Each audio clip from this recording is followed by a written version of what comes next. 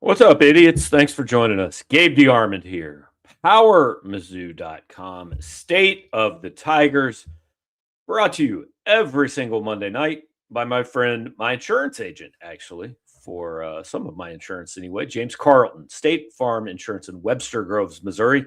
He is just down the road from Llewellyn's in Webster Groves, where I will be talking at the St. Louis Tiger Club tomorrow. So you can come call me an idiot in person. I'm not going to say James will definitely be there. I think James will probably be there. So you can come, you can have some good food, you can ask me a question or call me a name, whatever, and you can get insurance from James Carlton State Farm. If you can't be there, hit him up at carltoninsurance.net. Give him a call at 314-961-4800. I'll vouch for him. Drew King will vouch for him. At least I think he will. I just accidentally hit the wrong button. Sorry, Billy. I did not mean to step on your toes there. That was an accident on my part. But Drew King is now on the screen. Drew, what's up, man? How you doing?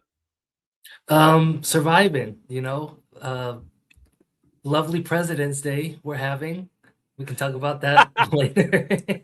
I forgot about that. You did too until you Yes, I tried did. to form an agency today and recognized that they were not open. So, look, I feel like at least once a week for the past, I don't know how long basketball season been going, 3.5 months.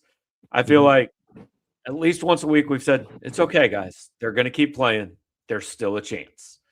It's kind of where we're at. I don't know if it's okay, but they're going to keep playing and there is still a chance. There is still a chance. I kind of went through all of the brackets I usually check out. Rocco Miller has him as a first four out team. Kyle Somolovsky, first four out. Bart Torvik, first four out. CBS has them playing in Dayton, and the bracket matrix currently has them as the second to last team in. I think a lot of people are waiting for tonight's games to finish to put out the whole weekend's update. So we'll see where Mizzou is after that. But that's kind of the picture right now. They're still That firmly on the picture, bubble. yeah, that picture that Dennis Gates of Dennis Gates that Billy had up was absolutely perfect for where this team is. But like everything you just ran through, it didn't really change much from last week. Like, Nope. if anything, I think their profile got a little bit better over the last 7 days. Now, I understand it could have gotten a lot better if they had not, kind of tripped and fallen on Saturday night, but we sat here last week and said, go 1-1. If you can get the one in College Station, that might be the better one to get. The only thing I think, I mean, the margin sucked on Saturday night, but I don't really think it damaged their. I mean, they are in at least as good a spot, maybe a little bit better spot than they were 7 days ago.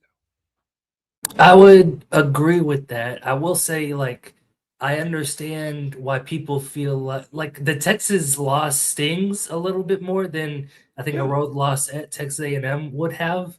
And so I kind of get the reaction a lot of people have right now that like this team sucks and there's no point in playing the games anymore and like we should stop talking about the tournament. But realistically, um, we're talking about Mizzou being in the group with Texas, Texas A&M, Georgia, and Auburn, right? And those are kind of the 5 SEC teams fighting for an NCAA tournament spot right now. And Mizzou was one of the 2 teams out of that group that won a game last week.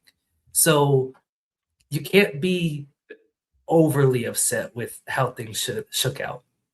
Right. Like, I get being upset at the margin and the way they played on Saturday night. Perfectly fair, crappy game, not particularly competitive in the last 9-10 minutes. I get all that. But we suck and don't deserve to be in the tournament and we need to stop talking about it. Like, that is an emotional reaction caused by not paying attention to anything else that has happened in college basketball. I went a little bit further than just the SEC. I looked at basically a couple of the brackets and the net rankings, and I found 26 teams for what I believe to be 13 spots.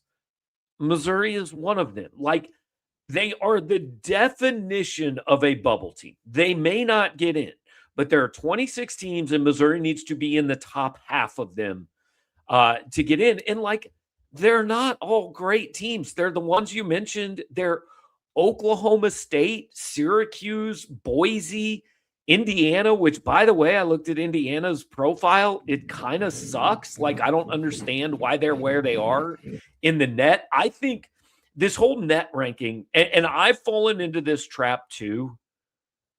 We're putting way too much stock in it, man. Like, we just look at the net and just think, well, the top X teams get in. The more you look at that thing, there's like, I don't quite understand how they come up with it. Oh no. And the tournament committee should not put a too high an amount of stock in it.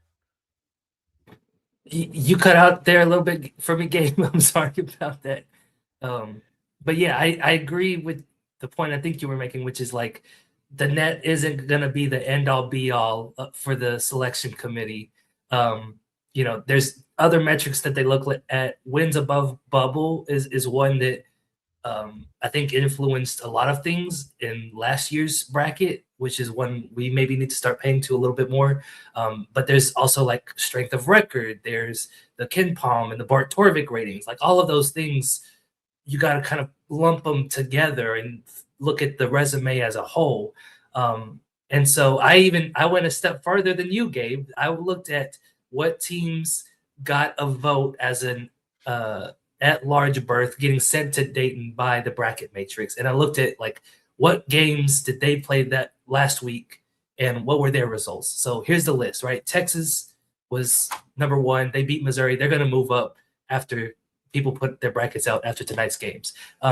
UCLA lost to Michigan by 30. San Diego State won both of their games last week, but one of them was against Air Force, which is rated 347th on Ken Palm. You got TCU.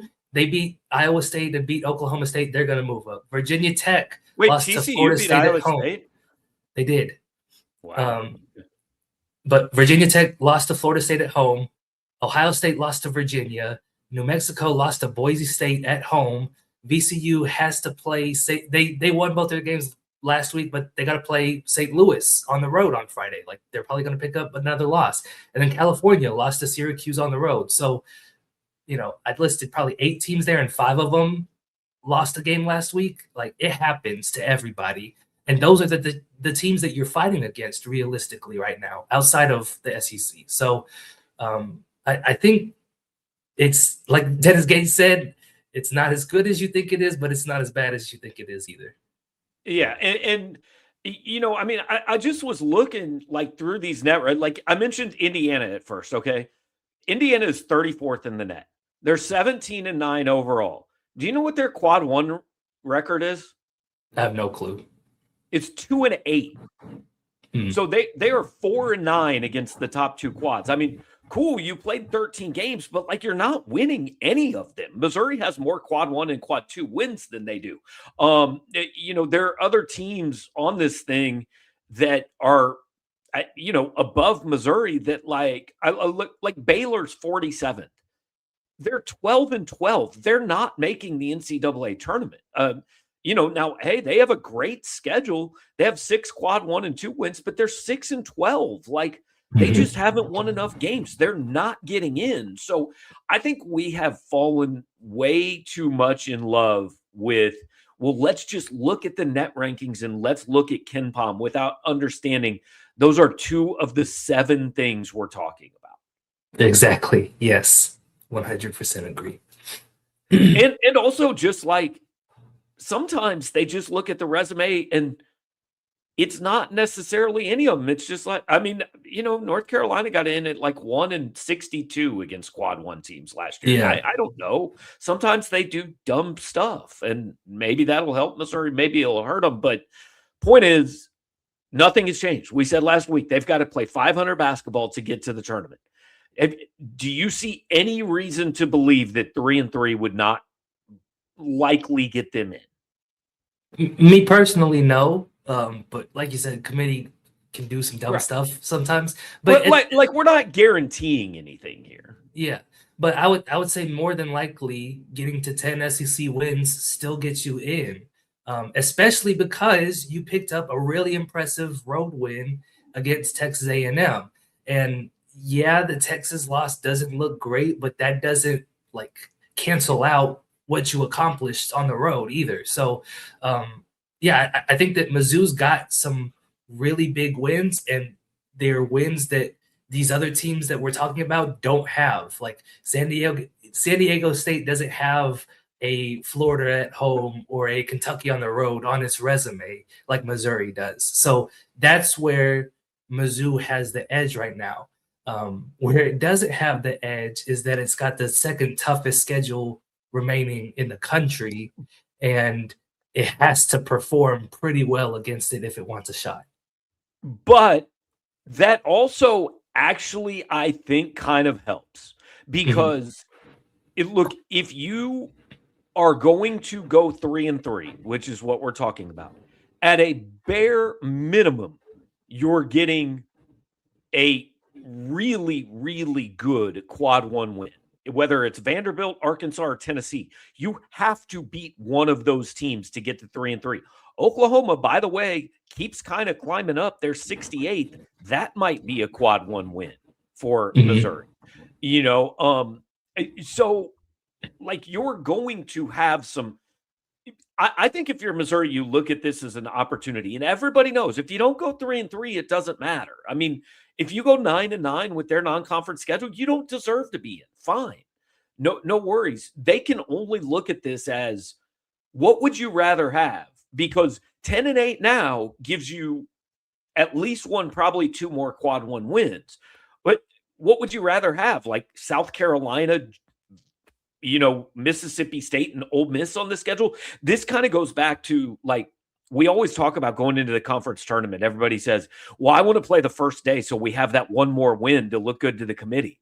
But the problem is that one more win is always against like the 15th place team and they suck and it doesn't actually do anything. So I would rather have games in front of me where they're going to make a difference in your resume if you win them. If you lose them, you're going home. Don't worry about it. But you actually have an opportunity to increase your standing here. Correct. And if there was ever a week for Mizzou to get sweeps and or not get swept, like this is the one. Yeah, just don't get swept. Like a sweep this week would be a sweep this week. They're in. Yeah. Yeah. Like you win both these games, you beat Vandy and you win at Arkansas, then I'll buy your plane ticket, whether it's Dayton or wherever. Like they're going at that if they go 2-0 this week. But I fully do not expect them to go 2-0 this week. No. It would be really surprising. But at the same time, like Vanderbilt doesn't look like a juggernaut anymore. Like they're not this 15-0 undefeated team coming in this week. They've lost a couple of games. They've had a couple injuries to their backcourt. They lost to Oklahoma about a week and a half ago. So Mizzou is good enough to beat Vanderbilt on the right night, and they're playing at home where they've played pretty well for all but 2 games this season. So, I think that Vanderbilt is catchable for Missouri this week. Yeah. God bless Nipper School Monitor. I think 4-2 is honestly the floor. No, 0-6 is the floor. They can lose every game. Like, I don't, maybe he's saying 4-2 is the floor to get in the tournament, which I don't agree with, but fine. That's a fine opinion. If you're saying 4-2 is honestly the floor for what they're going to do, my man, you have not watched this team play at all this season. Yeah, that just saying like, oh, they're gonna win at Oklahoma. Like, I don't think that's a gimme anymore, considering how Oklahoma's been playing. And Mississippi State wasn't really a gimme over here either. So, this is gonna be a really interesting last 3 weeks of the season. Like I said, the second toughest schedule in the country, toughest schedule remaining in the SEC. Missouri if you are a tournament team, prove it. Like, that's all there is to it now. And if they're a tournament team, they will have earned it over these last 3 weeks. But the floor, look, they could lose every game left. They have also proven there is nobody on this schedule that they shouldn't think they can beat. Like, do I think they're winning at Arkansas? No, but like, is a win at Arkansas any more impressive than a win at Kentucky? I don't know. They're fairly similar, to be quite honest. Although I think Arkansas is playing really well right now. Yeah, Arkansas is playing really well, and I don't think Dennis Gates has a win in Fayetteville yet. But at the same time, like, Arkansas's been a little helter-skelter too. Like, they lost to Kentucky by 8, they lost to Georgia by 14, lost to not Arkansas. They lost to Auburn by 18. So like, Mizzou's beaten Auburn, Mizzou's beaten Kentucky. Like, this conference is really deep. And even looking at like the Texas loss, Gabe, like, I think Texas is a pretty good team too. Texas is rated 6th in the country in offense, and they were top 10 before the Mizzou game. So that's not a bad loss by Mizzou by any means. They might even be a better team than Texas A&M. So yeah, like, I think that Mizzou has proven it's capable of beating a team like Arkansas. But again, it's on the road. It's Arkansas. It's Ken Palm's giving them a 13% chance there. So it's going to be a tough one, but they only had about a 20% chance in the game at A&M. And yeah. Now, but like you said, he doesn't have a win in Fayetteville yet. I mean, he didn't have a win in College Station. Missouri never had a win in Lexington. Missouri never lost by 43 to Illinois, so they're doing all kinds of stuff they haven't done before. Exactly. Not all of it's good, but they're setting some precedents out there. I mean, the best way to put it, look, and Aaron said it earlier in the comments. I can't find it right now, but look, they're a bubble team. Like, this is what they would like. They're a bubble team for a reason. This is what they are. If they were better than this, they would already be in. And I know it's really hard to like accept what your team is. I typed this out on the message board today, and I didn't say it because I don't want to tell people what to do, and I don't want to tell people that they shouldn't be mad. But like,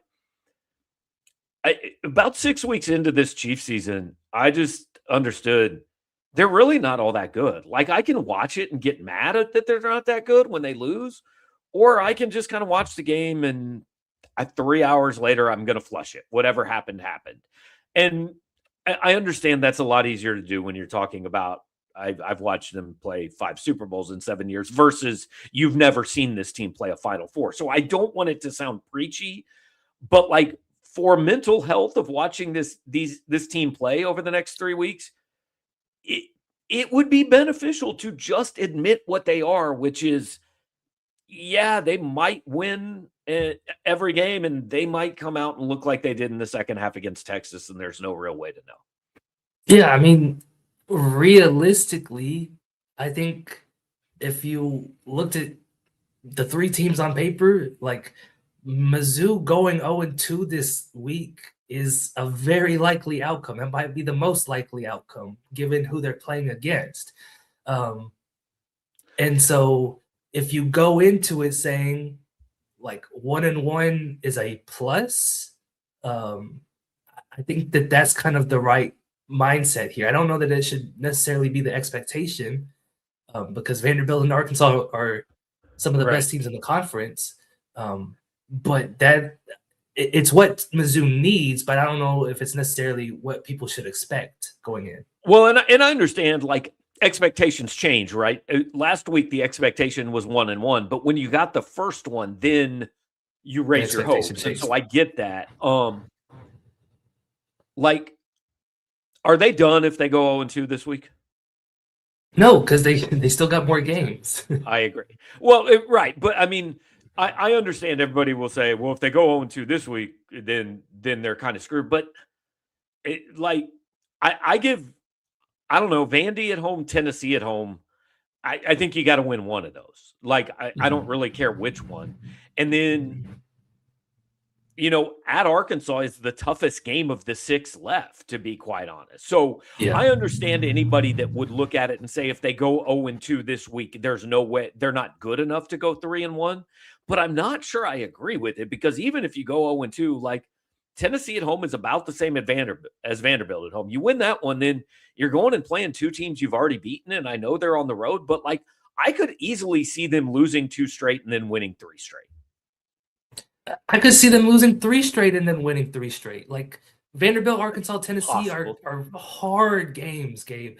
But then you go Mississippi State and Oklahoma on the road, which are, like you said, 2 teams they've already beaten. And then you get Arkansas at home on senior night, knowing that the NCAA tournament is on the line. You might get Mizzou's best game of the season in that one with the stakes. So, like, again, nothing that this team is going to do will surprise me. They've got to get 3 wins, and I don't think it matters how they get the 3 wins. I agree. So the earliest we could write off the tournament chances would be the night of February 28th. If they lose the next 4, they're cooked, and it's not going to happen. Yeah, I think that's right. I don't think they're getting in at 9-9, but 10-8, I still really like their chances.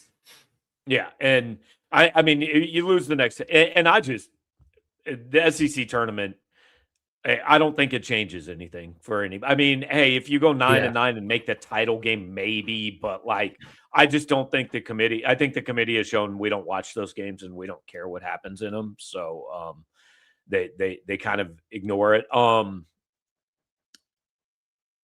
mean, yeah, the SEC tournament, like you're playing against, I don't know, LSU or something like that. Right. And I don't know that that's going to move the needle at all if you get a win on a neutral floor against them. Only way it could move the needle is negatively. Like, if Missouri goes 10-8, I think they get in, but you don't want to lose a game to a bad team in the first game in Nashville, right? Like, which is why, honestly, like, I don't think finishing – if you go 10-8, finishing like 7th or 8th wouldn't be the worst thing, because then you're still playing like Auburn or Texas or somebody, and that's not a loss that's going to probably knock you out of the field.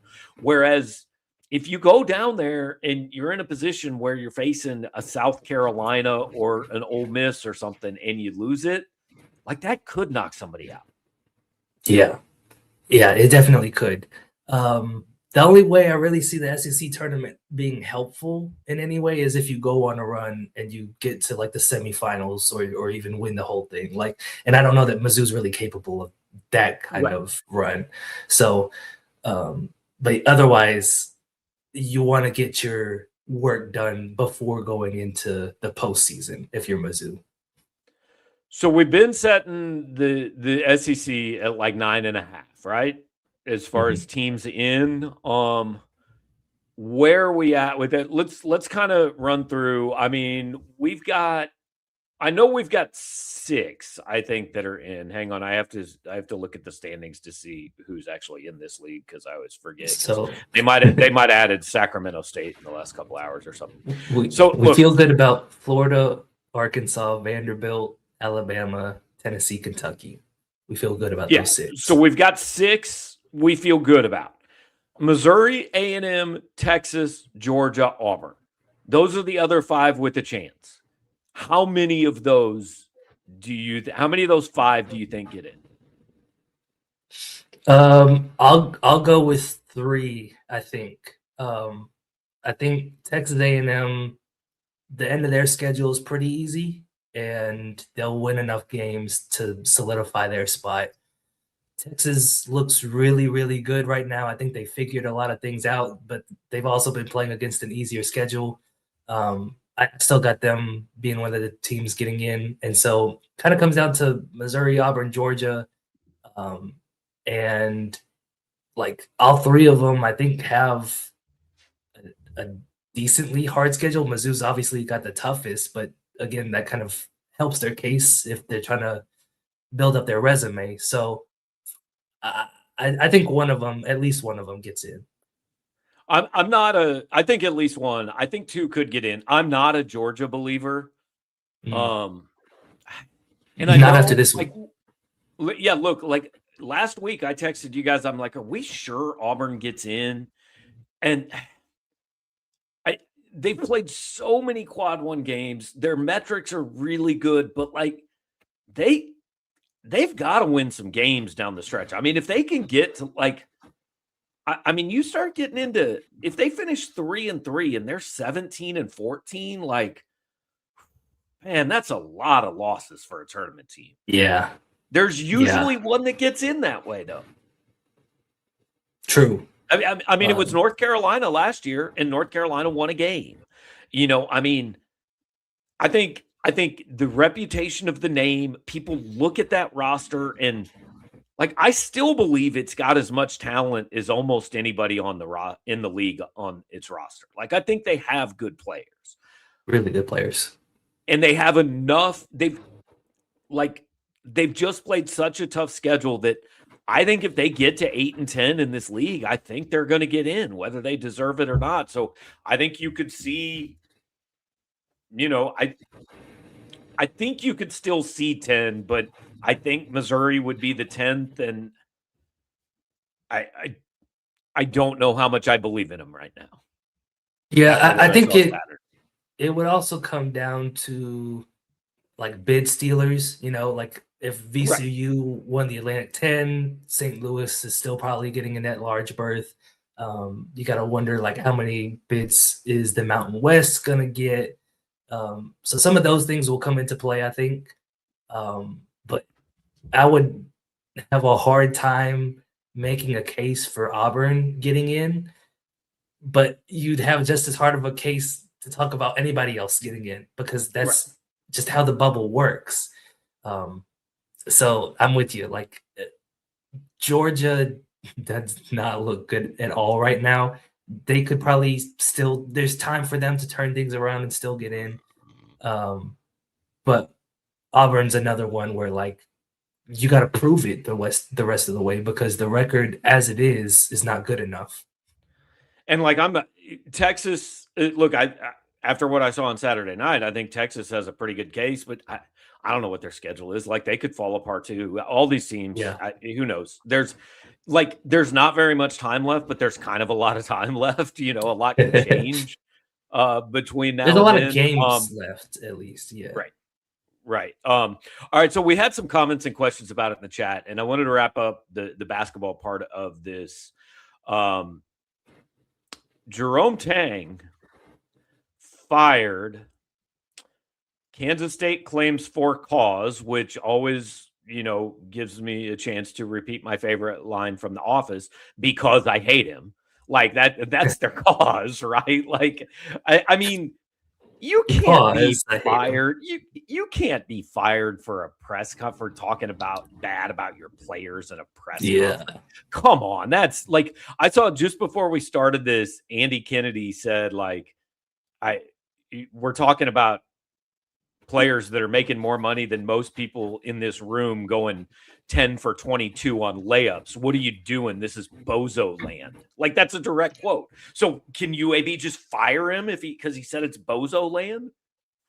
It's a fair question. And I'll be honest, Gabe, I'm not like totally up to date on what Kansas State has been going through. I don't know what that was.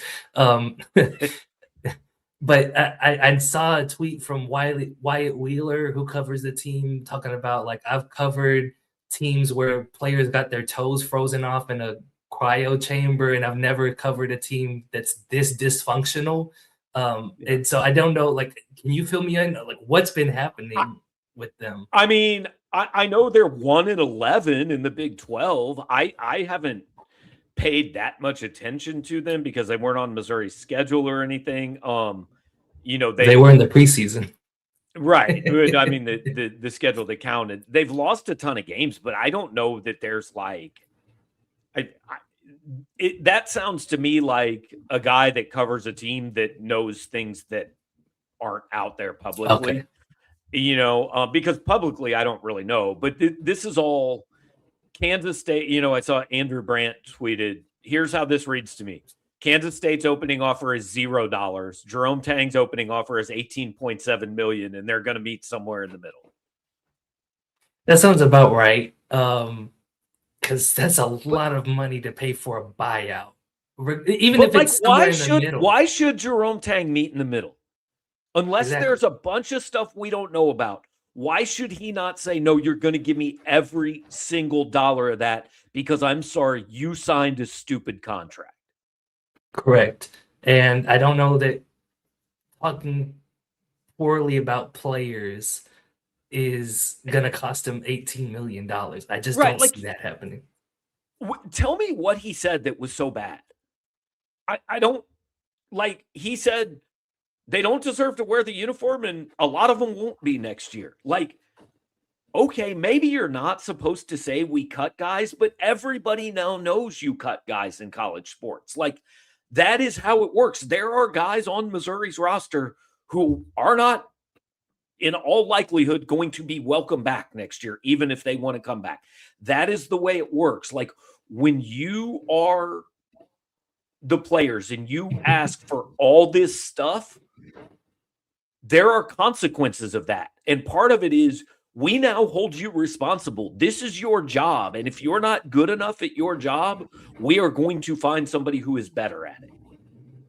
I mean, Sean Miller at one point said about Texas, we have a virus. It's called fouling. We will literally foul the living bleep out of you. I don't think Jerome Tang has said like anything that candid about his players this season that I've seen. Like, have you ever seen a Danny Hurley press conference? I mean, Danny Hurley says worse on the broadcast about dudes. What's his name? Doug Gottlieb pounding the table over getting a technical foul this week. Did you see that clip? I did not. I try not to click on Doug Gottlieb clips, but yeah. But it does not surprise me. Having sat in on a Jerome Tang press conference, I would have a hard time seeing him saying anything that on that level that would constitute being fired for cause. So yeah, like I am really curious to see how this shakes out. And like a week before the whole temper tantrum, like I shouldn't even call it that. I don't think it was a week before the rant. Like, he was basically saying these guys are doing their best and going after fans for going after their team. Here's what Kansas State's done in their last 6 games. They lost to Kansas by 24. They lost at West Virginia. They lost to Iowa State by 34. They lost at TCU. Then they lost to Cincinnati by 29. Then they lost to Houston by 14. Like, they're uncompetitive. I don't have a problem with him saying they've sucked. They have sucked. And I don't think he is recusing himself from blame there. But like the thing in the chat earlier said, like, their cause is him losing games. And because he is losing is not cause. That doesn't save you money. Right. And to that point, if you're Kansas State, I get why you feel the need to fire him in the midst of like how bad it's gotten this season. But at the same time, you owe the man $18 million. Right. Why on earth would you fire him right now? That makes zero sense to me, unless you like legitimately think there's something that's not public yet that you can actually fire him for cause. The press conferences, I don't think, is what's going to do it for you. But especially when, like, you've got this revenue sharing deal now where you can pay players directly. Are you really going to pay a coach $18 million to not coach for you right now and still have to field a team? Like, I don't know how that helps you become more. It appears so at this point. How did that help you become more competitive? That's my question. I mean, K-State's biggest problem the last 2 years has been NIL investment. Like, they gave Coleman Hawkins $2 million, and then they gave PJ Haggerty like $2.5 million.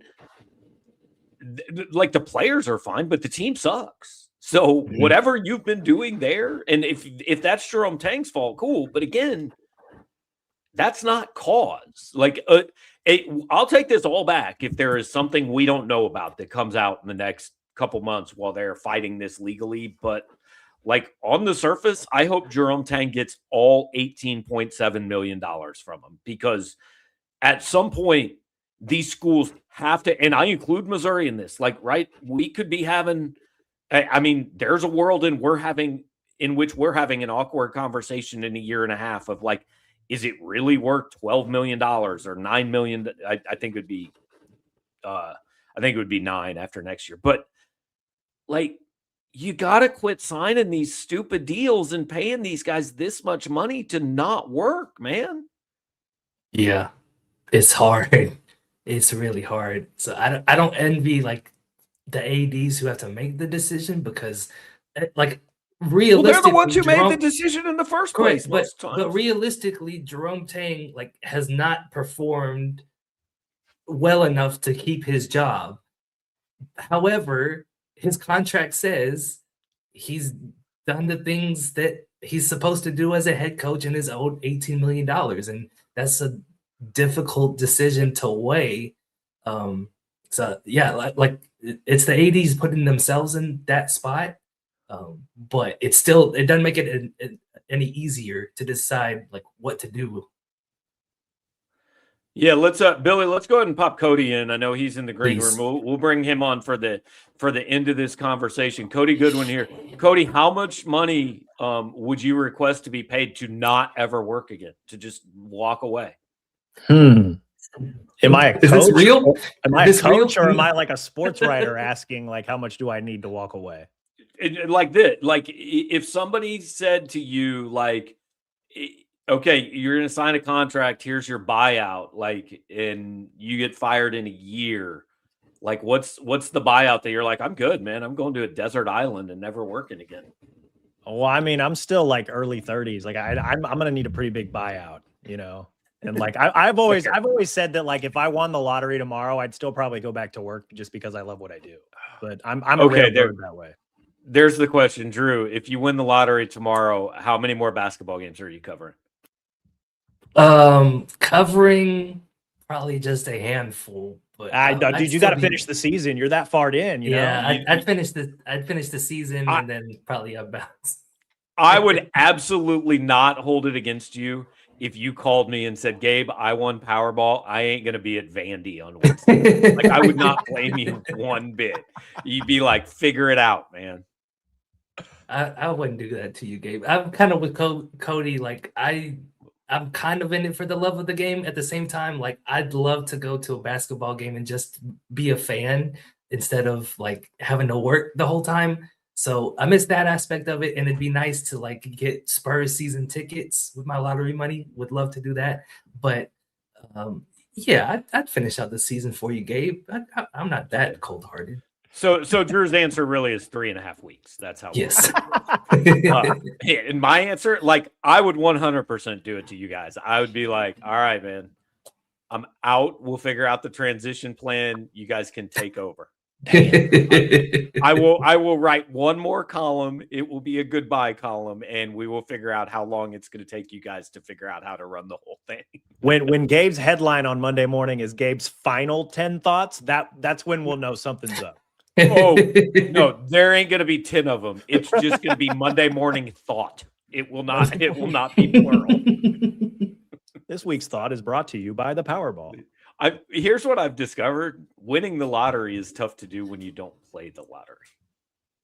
That's true. I only go buy a ticket when it gets above 500 million, because that's really the only time that it's actually worth a damn. That's what I've read. That's when your odds are best, because nobody else buys tickets then. That's when you have the best chance to win.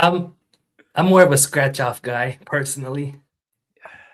See, the scratch offs bother me because when I go into the gas station, I am inevitably behind someone who spends like 3 minutes deciding whether they have a better chance to win by number 17 or number 21. Dude, it don't matter. Like, just tell the clerk, just pick 3 of them for me. I don't care which ones. Here's how much money I have. Just pick 3. Just take the gut reaction. Yeah. All right. I don't know. You got anything else, Drew? I got 2 things because we got some party poppers to set off. Now, Mizzou fans might still be upset about the loss to Texas on Saturday, but we've got some good news for you. Okay. Our Mizzou did not go winless this weekend because me and Cody went back to the Arc up against Eli Hoff and Aaron Ladd, aka the good guys. That's what they're calling themselves, the good guys. And we swept them this Friday. 4-0. We won every game. My knees held up. So this is the first one. They might not be able to call themselves the good guys after getting swept 4-0, but it wasn't just a sweep. Like the first game was pretty competitive, and then the next three, like we ran them off the court. Like it was, I think the combined score of games 2 and games 3 was like 23-5. Like it was like we ran them off the court. Okay. We looked like Jamal Murray and Nikola Jokic out there. Like very good chemistry between me and Cody. I hit him with a lot of good passes. Cody, he told me he was good for about 1-3 a game, and then he was hitting like 3 of them every time. So really good showing from Cody. We're back. We'll probably run it again soon, and we'll let y'all know how it goes. Any other thoughts, Cody? No, man, we played more complimentary ball this time, and I limited my turnovers. And I've learned that if I limit my turnovers and I put the ball in the hoop, good things happen. And that's what I was able to do this time. All right, second party with popper. Michael Brendlinger, the good guys suck. So as you know, Gabe, I'm turning 30 soon. And so I have to go get a new driver's license, and I made plans to do that this morning. Pulled up to the license office here in Columbia and realized that it's President's Day and they're closed. And so I did not get a new license. But since I was in that part of town, there was a thrift store nearby that I hadn't checked out in a while. So I just went around the corner and went in there, and I found a DVD that I went and bought for $1. And I was like, I should probably watch this movie before I turn 30. So this afternoon. Hey, you had never seen Hoosiers? I'd seen the full thing. I'd seen the scene where the kid has to shoot underhanded free throws and he makes both of them. I'd seen that one, and I kind of knew the plot of it. I'd heard of I can't remember Jimmy before. Jimmy Chitwood. Yeah, Jimmy Chitwood. He's got aura. But yeah, the movie was worth every penny, and I enjoyed it. So, dude, I mean, they're gonna run the old picket fence, man. Shooter had a picket fence. It's a top shelf movie. At some point when we get really slow in the summer, we can do the like all the movies, the good movies you guys haven't seen because you're 16 years old. Or we can just power rank the best sports movies. Because honestly, like Hoosiers is probably up there for me. Like it's for sure on the top 10 list of sports movies I've seen. It's good. When Gene Hackman says my team is on the floor, that's peak. Like I like just playing 4 guys. That's solid. So I did make a list of reasons the movie is unrealistic. If y'all want that. I mean, it's Hollywoodized for sure. But like you do understand it did actually happen. Like it is based on an actual team. Yes, but Hickory High existed. Okay. I understand. Do you want the list? I mean, how long is the list? Drew's probably as long as my ominous signs list. It's not that long. Okay, but pick out the highlights. Yeah, let's see. Okay. Number 1, a high school hired a coach who'd been suspended by the NCAA for punching a player. That's number 1. Number 2, that coach that does not seem unrealistic to me. Art Briles is coaching somewhere. Dave Bliss coached after Baylor. Like I buy this. C. Pruitt, Jeremy. So yeah, I don't think this part's unrealistic. Go ahead. Okay. Number 2, that coach went and hired the town drunk as an assistant. You should go check out local high school wrestling coaching staffs and get back to me. Shooter had some good ideas. I still think we're in the realm of possible.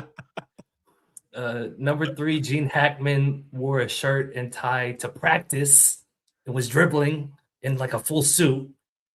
Don't think any coach out there is doing that right now. Maybe Hey, man, Dennis, but- championships are not won on Championship Saturday. They're won on the practice floor. So, hey. It was 1954. You never know. There were at least 3 reporters covering the games, all wearing suits and press fedoras. They had like the big strobe cameras where they like had to hold them like this. They were standing on the baseline. There were at least a dozen of them ahead of the state championship. And like this is supposed to be a small town. How many newspapers did they have? Well, you got But the it was local the Indiana newspaper, State local radio, Championship. potentially TV. Like there's 3 right there. Greg Doyle was there for the Indianapolis Star. Cody, there were no TVs. Everybody was listening to the game on radio. Okay, so you probably had home and away radio and the local newspaper. Sure. It's Indiana, man. You ain't High covered school enough basketball is different. small town high school sports, Drew. Everett, who was the player who had the receding hairline, got shoved into a glass trophy case, which cut the back of his shoulder so bad that it required stitches, and he was back playing the next game. Look, now I feel like you're taking away the spirit of the movie here. Like you gotta suspend disbelief for just a little bit there. Ray punched a player in the face and was not suspended any games. Just straight. If he can help you, if he can help you win. And then last but not least, this is what really took it out for me, guys. The actors could actually hoop. Like I've never seen actors who like could actually shoot baskets and they didn't have to cut away and show the ball going in. Dude, I bet Jimmy had game. Yeah. I think Jimmy was like actually a baller. Yeah. I think most of the I'm going to disagree with the list. I think it was a fairly real. Okay. I can reason as much as I was poo-pooing the list. I can reason with most of it. Like it I get it. Like it was definitely under the guise of Hollywood, like that movie was. But at the same time, like still a great story. So I enjoyed it. I enjoyed it for sure. I didn't want to poo-poo Hoosiers. I just was like, this is kind of funny. Have you ever seen the movie Independence Day, the Will Smith alien movie? I have. Mm-hmm. Yes. Okay, so I'm old, so we saw that in the theater, and we walked out, and one of my friends was like, "That just wasn't very realistic." That was his reason for not liking the movie. I'm like, well, yeah, I agree. I mean, I don't think aliens are coming down and Will Smith's fighting them all off next July 4th. So I'll agree with that part of it. But anyhow, all right, Drew. Appreciate the Hoosiers rundown. I kind of want to watch it. I can lend you the DVD. I'm coming to dog sit for you. I can just leave it at your house. I don't think I have a DVD player that works anymore. Yeah, when the sports really get slow on the calendar and we have to fill the content calendar, the content void during the summer, like we really should like power rank our favorite sports movies. I'm good with that. Somebody asked me my top 3 on the radio last week, so I already have a top 3, so I'm ready. Well, there we go. We got to save it for better. I also have to make sure they're realistic, or they might get. I mean, based on a true story is, like that's a football game was played. That's true enough story for most Hollywood sports movies. There you go. All right, Drew, we'll let you roll, man. Space Jam. What's that story? Michael Jordan not played very basketball. realistic. That's about as true as that story is. Well, he played baseball too, and then went back to basketball. So that's how that happened. All right. All right. We'll let you go. Go buy the lottery tickets. Just we'll do. You got 3.5 weeks left at least. 3 weeks. All right. I'll see y'all. All right. We'll see you, man. Letting Drew King go. Bring in Cody to look, man. He carried a lot of weight there. We don't have a lot we have to do. There's really not a lot going on with Mizzou. We think they're going to start spring ball here in the next couple of weeks sometime. Don't yet have a schedule. Hoping you get a chance maybe to go over and talk to Eli Drinkwitz at some point before then, but we don't really have any definites then. So I thought, I know we talked a little bit about it last week, but like Trinidad Chambliss officially back for Ole Miss, not a surprise. And Joey Aguilar, I believe I saw no decision made yet. Is that correct for Tennessee? Not that I've seen, but I know that that's kind of the next big domino to fall when it comes to, college football and eligibility cases with the NCAA. So yeah, Joey's the big one, but Trinidad winning his, not super surprising. Just given the details of it, right? Like Ferris State kind of, I don't want to say cheated him out of a year there, but the doctor's very adamant that he couldn't play during, I think it was the 2022 season. And so he sat, and he felt like, because the doctor said this, he deserved to get a medical red shirt. And so that seemed like a pretty, open and shut case to me. So I think that the big thing that I took away from maybe Trinidad's thing is that October 17th in Oxford, we are going to have Trinidad Chambliss and Ole Miss against one Austin Simmons, health willing, and the Missouri Tigers. So that'll be, storylines galore there. That'll be a fun one. And Caden Lee, because I thought it was interesting there that, like the Ole Miss line was Caden Lee's just going in the portal to wait to see what happens with Trinidad. But that never really made sense to me. And like everybody you talk to at Ole Miss, like this was not a surprise to anybody. They expected Trinidad to get this all along. So I think that was a little bit of copium, the Trinidad or the Caden Lee might stay thing. I think he had his mind made up pretty early. Yeah, and I think part of what you and I may have heard was that Lee was, again, waiting for Trinidad's result. But like we're midway through February now. So it's like Caden Lee kind of had to make his decision in order to enroll, because these kids do have to be at least enrolled in classes. And so he had to at least make his decision well before now. And I also think it speaks maybe a little bit to, if we want to really talk about football here, it speaks to maybe Caden Lee's relationship with Austin Simmons, because these were two guys that both more or less got their jobs taken from them over the course of the season. If you look at the way Ole Miss started, right? Like Caden Lee was a starter. He started most games, but he really, if you look at his snap count, it kind of dropped as the season went along. And Chambliss kind of took over, obviously, so Simmons didn't get to play nearly as much, and Ole Miss kind of rode the hot hand when it came to their receivers, and obviously Keywan Lacey was a big part of their success this past season offensively. So the Caden Lee element of that October 17th game in Oxford, I think, will be just as interesting as Simmons versus Chambliss. I hope the judge is at Ole Miss's season opener and tears up when Trinidad takes the field, after making sure to play a role in that. Joey Aguilar is more interesting because like there are guys who have gotten extra years for the reasons Trinidad did. Whether you believe the medical stuff or not, I don't really care. I mean, whatever. That's happened before. If they let Aguilar play, they're just saying JUCO doesn't matter. And, I thought I did read a quote from the judge that I thought was interesting. He said, and I'm paraphrasing, but it's pretty close. He said, you're a hero to kids in Knoxville, but that doesn't mean you can break the rules, which I kind of like. I'm a fan of that judge after seeing that quote.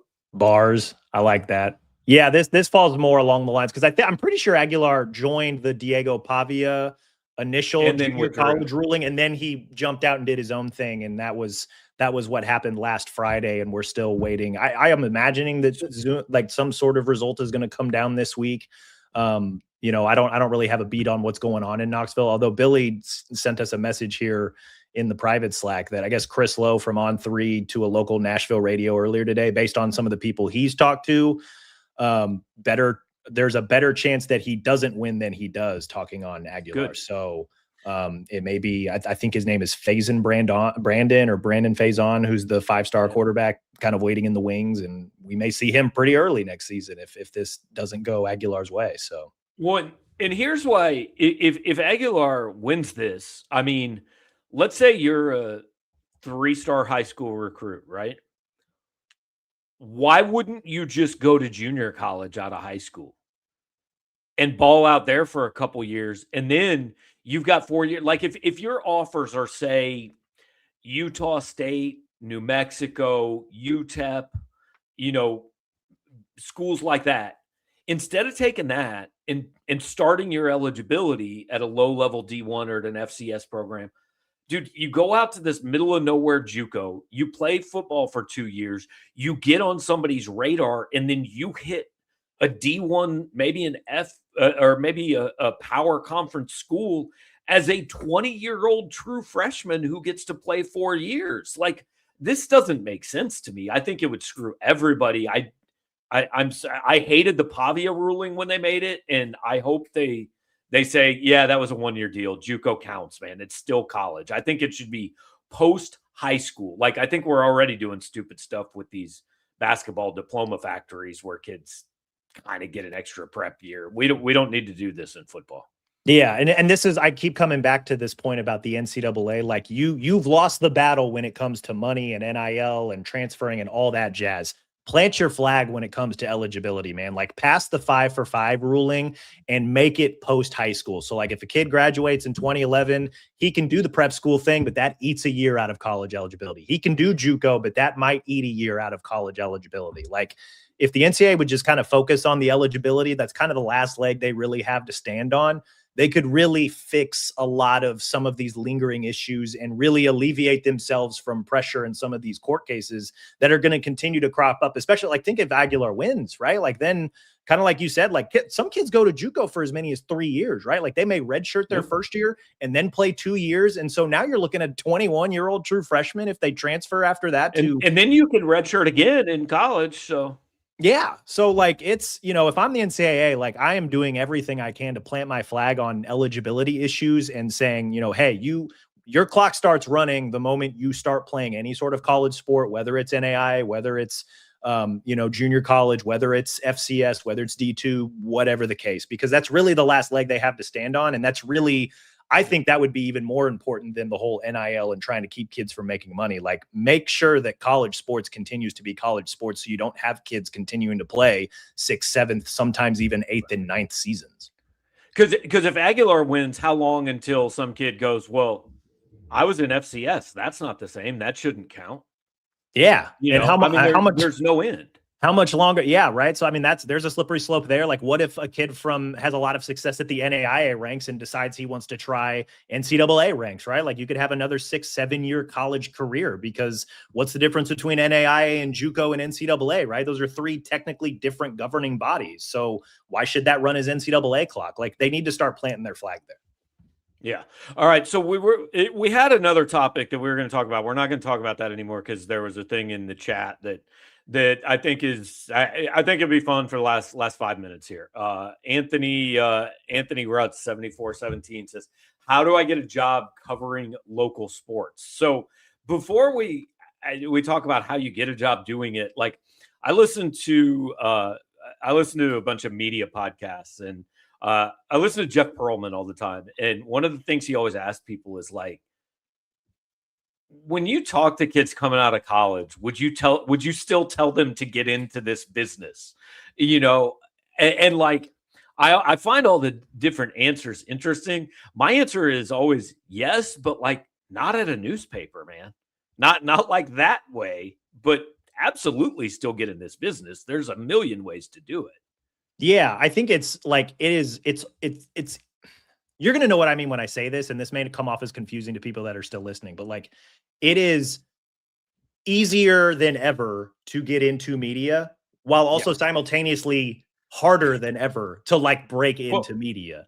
It's easier to get into it. It is harder to get paid for it. Yes. Like, it's like anybody can launch a podcast. Anybody can launch a YouTube page. Anybody can launch a blog. Anybody can launch a Substack. Like, that's the easy part. But like, actually making money and finding a niche and like really hammering the nail into that niche, that's where the good ones really start to separate themselves. Like, and like, prime example here, like, I used to cover wrestling for the Des Moines Register before I covered Alabama Drink. And wrestling is like the niche of all niche sports. Like, there's really like, and it's for a number of reasons, it's really, really tough to make money covering wrestling. And there's a few people that have done it. There's a few websites that have been able to really carve their role into that niche, but it's like very, very few. Like, Intermat is one of them. Flow Wrestling is another one. But like otherwise, like in terms of like pure like journalistic storytelling skill, like it's tough, man. Like it's really tough to break into it and consistently do it. Like I've seen a lot of good podcasts flame up for like 2 or 3 seasons and they do really, really good stuff and then they fade away. And then I've seen other podcasts pop up and they do really, really good stuff for 2 or 3 seasons over here and then they slowly fade away. Like I think because a lot of people learn, and I'm still using wrestling as the example, it's really hard to consistently make money and consistently put in the time and the effort, because like there are people that are in this business that grind and grind and grind for years before they finally hit that break and they're able to like make some money, or they're able to land some sponsorships, or they're able to, make a living doing this. And I think there's a lot of really good, talented people that maybe quit before they like actually hit that jump upward into like really kind of making it and being consistent in that space. And so, yeah, like it's really, really hard. And so like, I'll never deter people from like getting into sports media, but like, you got to love it. Like you really have to love it if you're going to want to really, truly make it in this space. Because like most, like don't do it for the money, right? Because the chances are it's like any other job. Yeah, the top, like I thought I was going to be Keith Olbermann. Well, first of all, he was way better than me. Also, like most people don't make Keith Olbermann money. Most people are working at the NBC station in Rapid City, South Dakota until they get fired like I did. So, that's how that works. But like, you have to love and it's not just like, I love sports, right? Because you also have to do like, you have to read 37-page documents about the Georgia Athletic Department Athletic Association suing Damon Wilson and write about that. And like, I always tell whenever I talk to kids coming out of Mizzou, I would say like, dude, you get in it because you love sports. Like we all got in it because we're like, well, shit, I don't know what else I can do. I can watch games this way. This will be awesome. But like, if you're going to stay in it, you stay in it because you like the business part of it, the journalism or the whatever you call it, the not watching games part, right? Like there aren't very many people that are going to make a whole lot of money like covering the NFL or the NBA. Like chances are you're going to be covering something far less interesting for a pretty long time. Yeah, like it's, and it's, the people that I think are really good and find their way to, become relevant or, kind of be that mainstay in whatever it is they're covering. Like they find their ways in the off season to like really truly separate themselves, like, cause like, I think you probably said this before, either here or in passing or on the board, that like, there's a lot of people that can go to, Faroe Field on Saturdays in the fall and watch the games and write about them. But like, how do you separate yourself during the week, like in terms of the stories you tell, in the questions you ask, in the news that you gather, and then really when it's the off season, like not even talking spring ball, I'm talking like May, June, July, like before we actually get back to fall camp, like what are your sources like? What stories are you telling? How are you really able to like truly separate yourself? And like that's like that'll be the fun challenge for me this upcoming off season, is like what kind of stories can I tell? What connections can I make over the next few months to like really truly establish myself on the Mizzou beat? Anybody can go cover a game, but like, what are you doing in the off season when it's not the easy part? Like that's how a lot of these people who truly make it in this space truly make it. I knew I should have said Dan Patrick. As soon as I said Keith Olbermann, I knew I should have said Dan Patrick, because given what Keith Olbermann is now, I knew there would be a comment about that. I also I just want to answer Aaron Cate's question. What did you get fired for? It's very simple. The guy that owned the station didn't like me very much. It was no more complex than that. And his vote counted way more than my vote counted. So, he handed me a cardboard box. Well, he didn't actually. He had somebody hand me a cardboard box and say, all right, good luck. And it took me a lot of years before I didn't want to email that guy and be like, yo, hey, this worked out pretty well, man. I appreciate you. So anyhow, thankfully I've never been fired, so I don't have a fun story like that yet. Yeah, I hope it stays that way. But hey man, I don't know. It's only Monday. There's a long way to go. So. All right. Appreciate you guys joining us. Just kind of wanted to make sure we get here. We'll get here every Monday night. We may not always have a ton of breaking news or in-depth stuff. We may rank our favorite sports movies at some point, right? Who knows what we might do, but appreciate you hanging out with us. Do want to remind you, James Carlton, carltoninsurance.net. Here real quick, I forgot to do this during the show, but real quick, I am going to put up that QR code. If you're looking for insurance, just scan that on your phone. Check out James's website. He's going to save you money, I promise. He did save me money. Again, if you'd rather talk to him in person, come check me out at the St. Louis Tiger Club. Tomorrow at Llewellyn's in Webster Groves. I'll be there about 11:30. We'll talk for a little while, have good food, and you can get new insurance. So appreciate you guys. Cody, you got something else? Yeah, before we sign off, I wanted to shout out the Mizzou wrestling team for winning the unofficial SEC wrestling championship because they beat Oklahoma. Oklahoma. They beat Oklahoma last Thursday at the Hearns. Those are the only 2 SEC schools that have wrestling programs. So hang the banner, right? It just means more. So shout out to the Tigers. That would actually, I would respect Brian Smith a lot if he hung a banner, the 2026 SEC wrestling champions. He should just go get it made at a print shop. He should go down to 573 Tees and get a banner made and hang it in Hearns Center. See, that's a good business plug right there. There we go. Yeah. All right. So appreciate you guys. Like, comment, share, subscribe. Check us out over on the site. And I don't know. We'll talk to you another time.